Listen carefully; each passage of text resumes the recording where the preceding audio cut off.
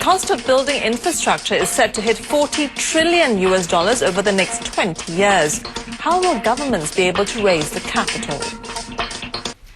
Asia's policymakers are now facing the complex task of keeping capital within their boundaries, and the key to doing this could be in infrastructure spending through public-private partnerships. Total global infrastructure spending is set to reach $40 trillion over the next 20 years. 40% of this will be in Asia. Governments will not be able to provide all the capital needed to develop their infrastructure.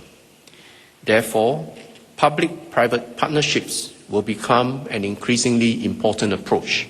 But as Asia amasses this capital, risks of economic imbalances could spark the kind of financial crisis most recently seen in 2009.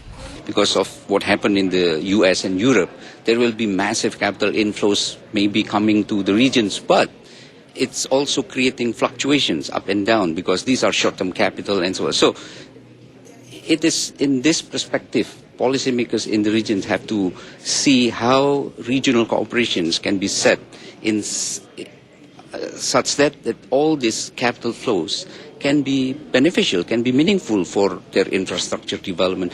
One strategy is to develop and integrate Asia's capital markets.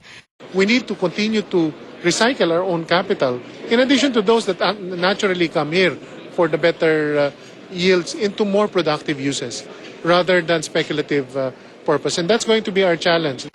To this end, Asia's capital markets will need more depth. You need to see a lot more liberalization of financial services in Asia. Of course, Singapore is very liberalized, but many other parts of Asia are not. Secondly, you need to see a lot more financial integration in Asia. Don't forget, the United States and Europe are huge markets. And when you have that kind of scale, you can offer very compelling, very attractively priced products because you can leverage off scale. For now, the ASEAN Economic Community is expected to accelerate the creation of a single market. This is targeted for 2015.